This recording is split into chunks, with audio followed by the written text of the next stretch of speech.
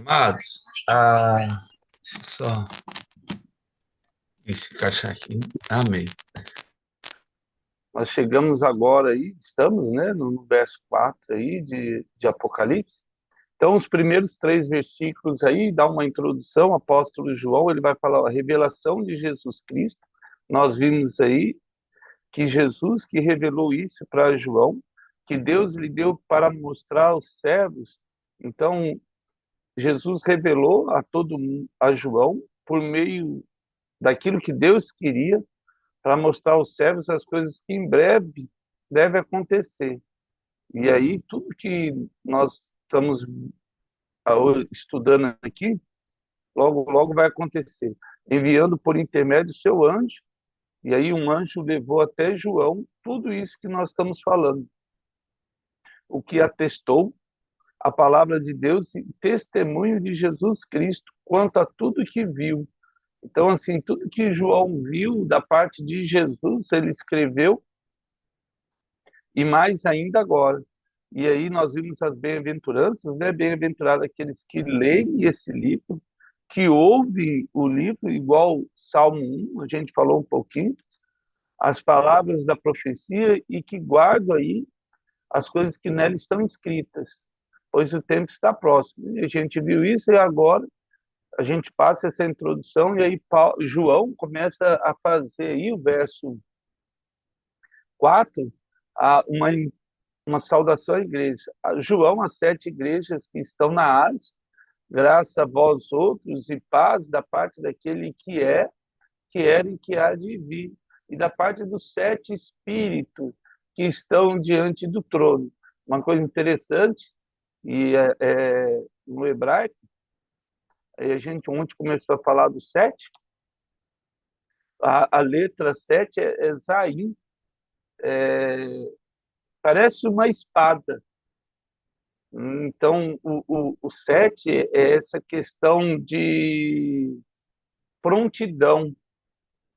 Tem um descanso, a gente falou lá, a questão do sete, mas tem essa questão da prontidão. Lembra muito Neemias, quando Neemias ele chama o povo, e aí ele fala que com uma mão segurava a espada e com outra a colher de pedreiro.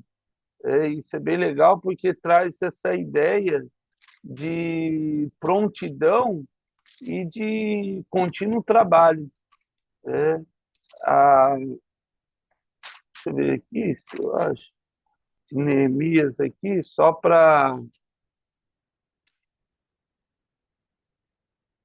o capítulo 4 de Neemias, o verso 16, Neemias 4, 16, ele diz assim, ah,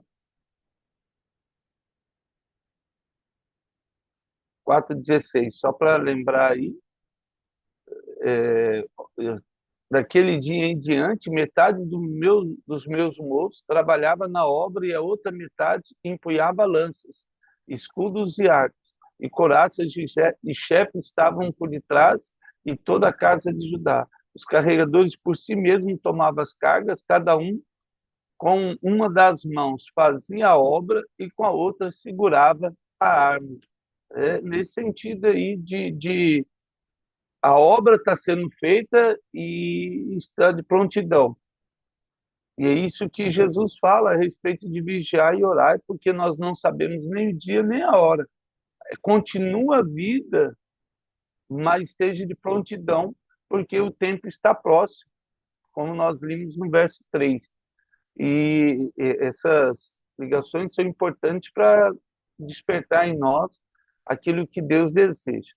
Atos capítulo 2, verso 9, nós ainda falando das sete igrejas, aí onde eu mandei o capítulo 1,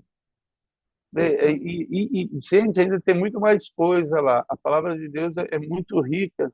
Eu fico com medo de ficar muito extensa a apostila, e aí às vezes eu escrevo menos, às vezes mando mais versículo, mas assim, aqui a gente acaba falando mais, bem mais.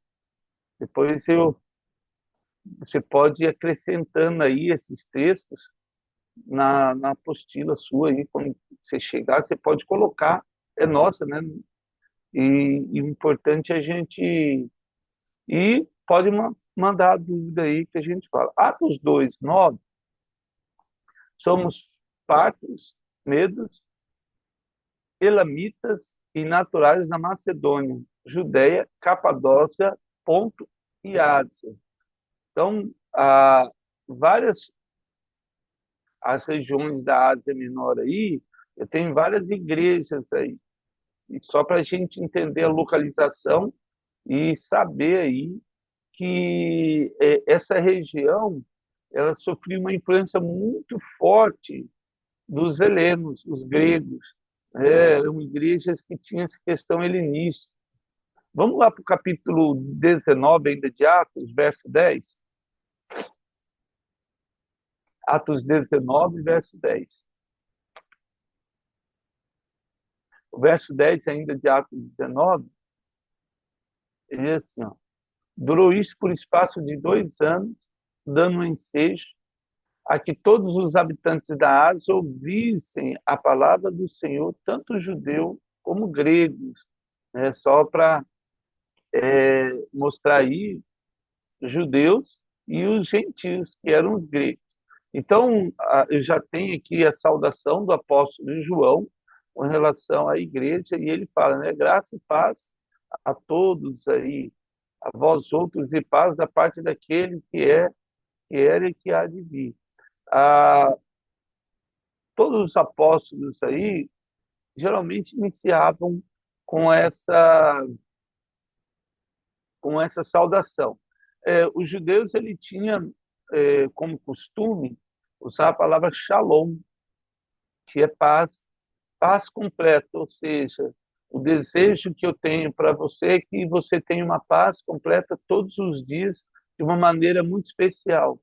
Mas no Novo Testamento, ah, os cristãos colocavam aí a graça, e agora é uma coisa, o cáris, isso aí é tremendo. Por quê?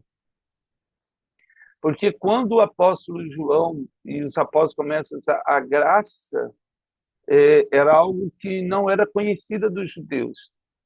Você pode buscar a paz, mas você e eu só vamos ter a paz verdadeira quando a graça de Jesus estiver sobre nós. Ninguém, as pessoas podem ter paz, mas a graça, que é o dom imerecido, como diz Efésios, e é isso. Vamos lá para Efésios, só para Efésios, capítulo 4, capítulo 2 de Efésios, Efésios 2, e aí ele fala o verso 8, Efésios 2, 8, e aí é legal, porque ele fala, porque pela graça sois salvos mediante a fé, e isso não vem de vós, é um dom de Deus. Então, porque pela graça sois salvos, a graça, a misericórdia de Deus, caris, que veio, recete, no hebraico, que veio sobre nossas vidas e trouxe aí uma nova perspectiva. Romanos capítulo 1, vamos lá para Romanos 1, só para falar. Romanos capítulo 1, verso 1. Paulo, servo de Jesus Cristo, chamado para ser apóstolo, separado para o evangelho de Deus, o qual foi por Deus outrora prometido por intermédio dos seus profetas sagradas escrituras, com respeito ao seu filho, ao qual segundo a carne veio a descendência de Davi, foi designado, né, Paulo, seu filho Davi, foi designado filho de Deus, com poder segundo o Espírito de santidade pela ressurreição dos mortos, a saber, Jesus Cristo, nosso Senhor, por intermédio de que viemos a receber graça e apostolado por amor do seu nome, para obediência por fé entre os gentios. Então aí ele fala, o apóstolo Paulo dá uma introdução, uma saudação um pouco maior do que João, e aí ele vai falar onde estão o distintivo do apostolado dele está na graça. E ele fala aí, né? O qual recebeu a graça e o apostolado por amor do seu nome, para obediência por fé.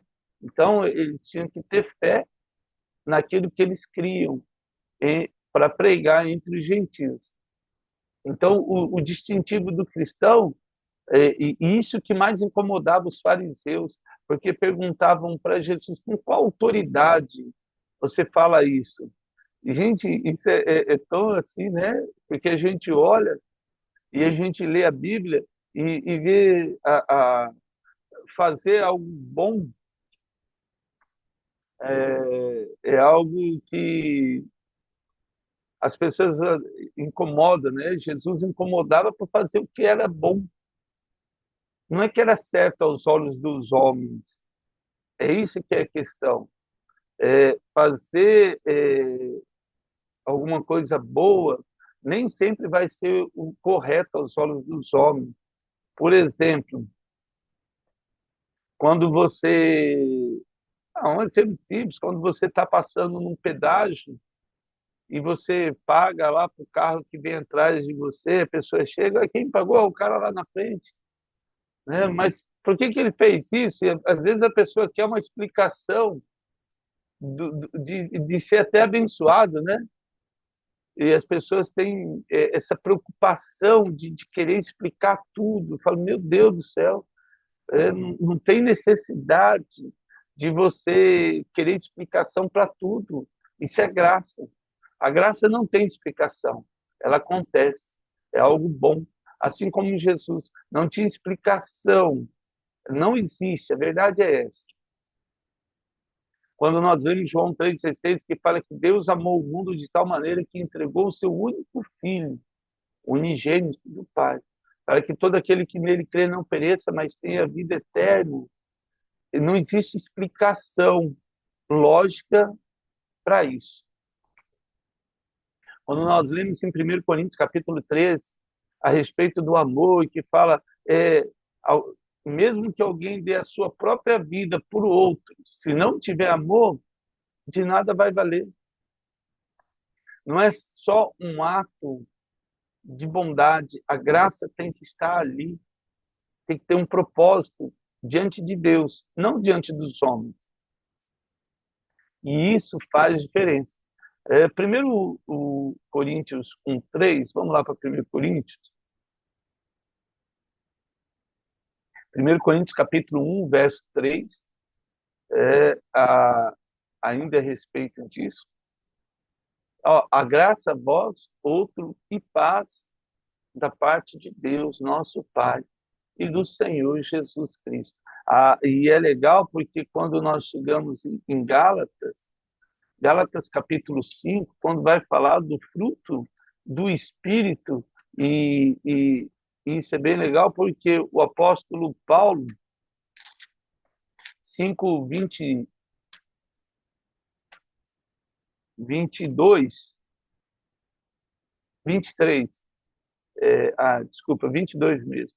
Mas o fruto do Espírito, olha só, é o amor, a alegria, a paz, a longanimidade, benignidade, bondade, fidelidade, mansidão, domínio próprio. Depois a gente pode até falar mais sobre isso. Mas uma característica do Espírito Santo em nossas vidas é a paz. Sabe, o propósito nosso é trazer a paz na vida das pessoas, o amor, a alegria, mas a paz está aí, ó, olha só. O primeiro, lógico, é o amor, é o ágape, a alegria, a felicidade, o gozo eterno, a satisfação. E a alegria aqui é a ideia de satisfação. Mas a paz é essa questão sabe ali, quando um não quer, dois não brigam? É exatamente isso. É isso que o apóstolo Paulo está falando, para trazer a paz na vida das pessoas. Então, tem outros textos que eu coloquei na apostila, mas só para você e eu entendermos essa questão da graça. Então, o João escreve aí as 7 igrejas, Isaías 7, a espada, que estão na Ásia, graça e o cálice a vós outros e a paz, da parte daquele que é E agora vamos ver da parte daquele que é, ou seja, o alfa e o ômega, aí, o princípio e o fim. Primeira letra do alfabeto grego e a última do hebraico, o Aleph e Taf, que é a primeira e a última letra do alfabeto hebraico também, no nosso caso, de A a Z, para dizer que ele teve um começo, né? Não tem começo e nem fim, ele estava no princípio. A ideia não é começo e fim, começar e terminar, mas ele estava antes do início e ficará depois do fim. Né? É a ideia mais forte aí, quando eles usam essa palavra no sentido aí, ó, daquele que é, que era e que há de vir. Vamos para Deuteronômio 32, 39. Deuteronômio capítulo 32, verso 39, Moisés, quando escreve a Deuteronômio, que é repetição, a palavra, nada mais é do que repetição. Deuteronômio 32, vede agora que eu sou Iavé, né? Yud, Re, Vav, Re.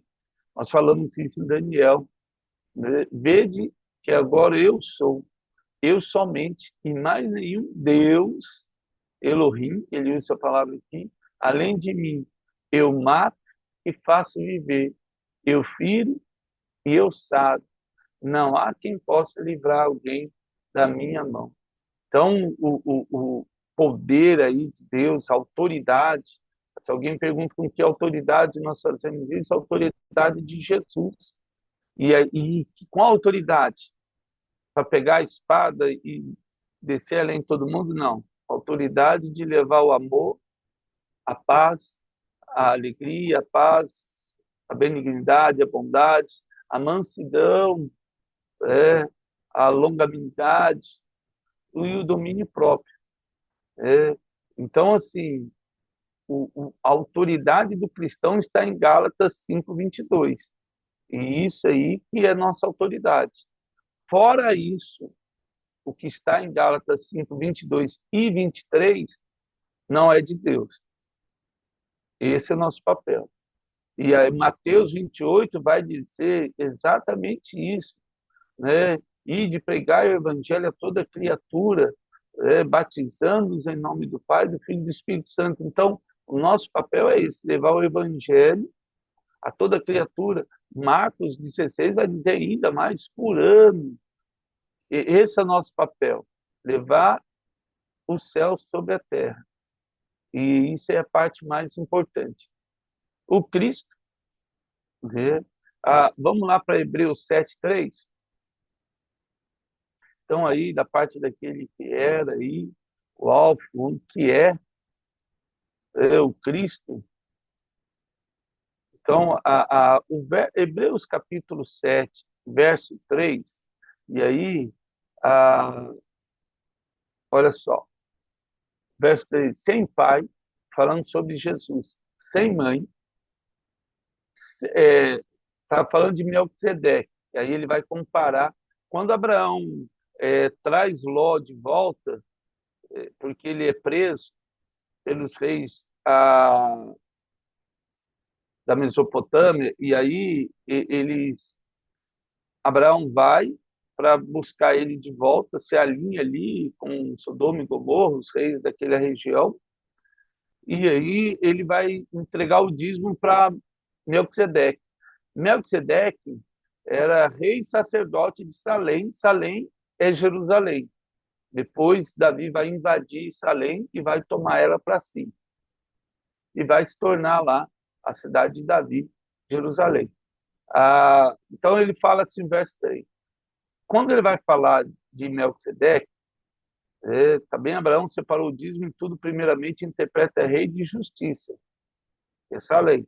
Depois também rei de Salém, ou seja, rei da paz, Jerusalém, paz, sem pai, sem mãe, sem genealogia. Ninguém sabia quem que era esse cara aí, Melquisedeque. O cara apareceu, que não teve princípio de dias, nem fim de existência.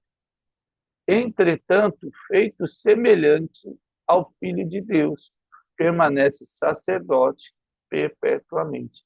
Filho de Deus aí, a saber, Jesus. Então, Jesus não teve início e nem terá fim.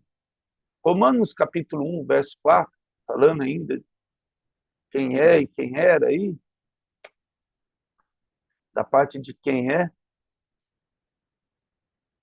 Ah, então vamos lá. O Romanos 1, 4, ele diz assim, ó, e foi designado Filho de Deus com poder segundo o Espírito de santidade, pela ressurreição dos mortos, a saber, Jesus Cristo, nosso Senhor, e ressuscitou aí em santidade, venceu a morte, e aí, ó, por intermédio de quem viemos a receber graça e apostolado por amor do seu nome, para obediência por fé em todos, isso que a gente acabou de ler aí. Nós também somos chamados a ser de Jesus Cristo. E aí essa parte, cujo número sois também vós. Então, nós fazemos parte é, desse grupo, a igreja que Jesus tem, e esse número pode crescer com a ação do cristão. O maior papel do cristão é tirar as almas do inferno. Bill Johnson, ele fala no livro dele, nossa, eu vou lembrar aqui, e um negócio muito tremendo, e que ele fala exatamente isso. O nosso papel para não nos alinharmos com o mundo ou lutarmos com as armas de Satanás. É. O cristão não pode se envolver em nada dessas coisas desse mundo. Não, não deve, porque Paulo vai falar isso. É. Porque quando a gente começa a se envolver muito nas coisas desse mundo, a gente se contamina. E aí, o nosso maior papel é tirar as pessoas que estão escravas, escravas de vícios, escravas aí de mentiras do diabo. Quantas pessoas têm tirado a vida estando perto de um cristão? Quantas pessoas fazem escolhas erradas estando perto de um cristão?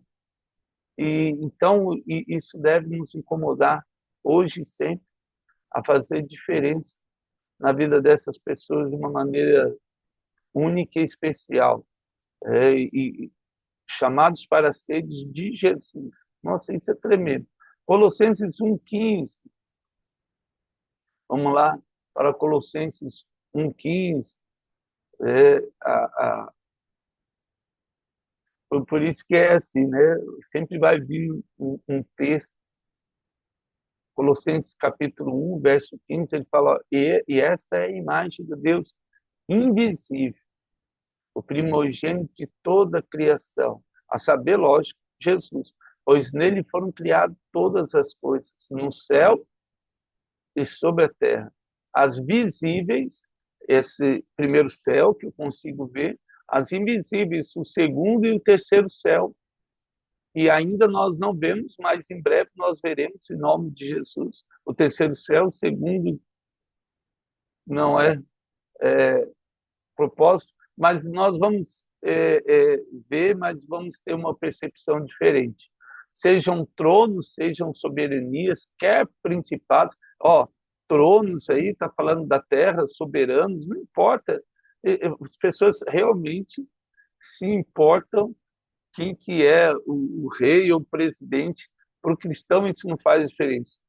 Não fez diferença para José do Egito, não fez diferença para Daniel, não há de fazer diferença nem para mim nem para você, porque o nosso rei é o Senhor Jesus. Esse faz diferença. E tudo foi criado, olha só, isso, e principados e potestades, que é os anjos caídos aí, ou aqueles que estão no céu, não importa. Qualquer um está debaixo da autoridade de Jesus. Tudo foi criado por meio dele e para ele. Então, tudo que nós vivenciamos, Deus criou para Jesus e para ele mesmo. Foi criado por Jesus, por ele e para ele. Então, assim, é tudo dele. Por isso que quando chega em Romanos, capítulo 8, ele fala, acaso o oleiro não tem autoridade sobre a peça que faz, sobre o vaso? Ou o vaso pode dizer, me faz assim ou me faz daquele jeito? É, Isaías vai falar sobre o olheiro também. Então, a Colossenses traz essa percepção. Em João 5, 25, vamos lá para o Evangelho de João, capítulo 5, verso 25. Acabou que a gente nem andou. João 5, 25. A, verso 25 de João 5, 25. Isso. Ó, em verdade, Jesus falando, vos digo que vem a hora, e já chegou em que os mortos ouvirão a voz do Filho de Deus, e os que ouvem viverão. Gente, amém. É, Deus traz isso sobre a nossa vida. Os mortos aí estão ouvindo a voz do Filho de Deus e ouvem, e o verso 25, só sobe um pouquinho, aliás, o 25 e o 26, ó, porque assim como o Pai tem vida em si mesmo, ou seja, toda a nossa vida, fonte de vida está em Jesus, também concedeu ao Filho ter vida em si mesmo. Até uma estrela, ela tem um tempo de vida. Ela tem algo que consome os gases ali, e aí ela começa azul e vai morrendo, fica amarelo, laranja, vermelho e morre. Mas Jesus é fonte em si. Quando a mulher do fluxo de sangue, essa parte é tão tremenda, porque quando Jesus está caminhando para ir para Lázaro, para ressuscitar Lázaro, uma mulher de sangue, com fluxo de sangue há 12 anos, ela vai e toca, porque ela dizia no seu coração, se ao menos eu tocar nas abas das vestes de Jesus, serei curado. E quando ela toca, Jesus, ele vira e fala, alguém me tocou. E aí tem toda aquela discussão dos discípulos, e Jesus pergunta, quem me tocou? Quem me tocou? E aí ela confessa que foi ela. Porque antes disso, Jesus fala, alguém me tocou, porque ele fala para os discípulos, porque eu senti sair de mim poder, o dunamis, é, esse poder que emana de Jesus. Assim como ele chega em João capítulo 4, ele fala para a mulher samaritana, se beber da água que eu lhe der, rios de água viva, uma fonte contínua vai jorrar dentro de você. É algo que não é uma nascente de rio, vamos dizer assim. Como, João ainda 6,57, vamos para João 6,57, Evangelho de João 6,57, só para mostrar a respeito aí de Jesus, da parte daquele que era. Então vamos lá, João 5,57. Assim como o Pai que vive me enviou, igualmente eu vivo pelo Pai. Também quem de mim se alimenta, por mim viverá. Tudo que é bom, tudo que é agradável, como diz o apóstolo, que esse Filipenses vai falar isso, que preenche a nossa mente. Então, as coisas que são agradáveis e que gera vida, vem de Jesus. Ele é o pão da vida. Este é o pão que desceu do céu, mais que o maná. E aí Hebreus, nossa, é tão também porque ele vai falar assim, ó, os vossos pais, Estevão vai falar isso, Filipe também, pregando, vossos pais comeram do maná que caía do céu, mas tinham fome. Mas quem comer desse pão jamais terá fome ou sede. E nada semelhante àquele que vossos pais comeram, e contudo morreram depois de 40 anos. Quem comer desse pão viverá eternamente. A ceia do Senhor. 1 Coríntios, capítulo 11, vai falar sobre a ceia. E isso é importante porque traz essa ideia do alimento do Senhor. Ah, amém, né? Hoje foi muito rápido. Não dá. Amanhã a gente termina essa parte aí que eu quero entrar nos 7 Espíritos de Deus, que vai falar aí para encerrar aí o verso 4, para a gente terminar. Mas amém. Que Deus continue a nos revelar o propósito dele em nossas vidas, que possamos fazer diferença na vida das pessoas, hoje e sempre, até o retorno de Jesus. E quem sabe não é hoje, né? O dia da volta do Senhor Jesus, que ele nos encontre preparado. Amados, muito obrigado aí. Ó Pai, eu quero agradecer por esse tempo juntos, tempo que possamos ler e meditar sobre a sua palavra, a saber que o Senhor sempre existiu, ainda que nosso entendimento seja tão pequeno e falho para compreender e entender as tuas verdades.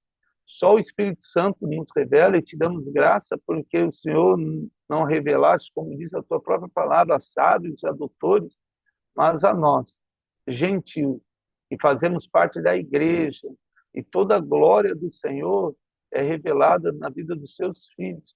Continua a revelar em nós, ó Deus, todo o discernimento, a sabedoria, para vencer o dia mal e possamos testemunhar do teu evangelho, que vidas sejam curadas através das nossas vidas, vidas sejam salvas, libertas, restauradas, transformadas em nome de Jesus.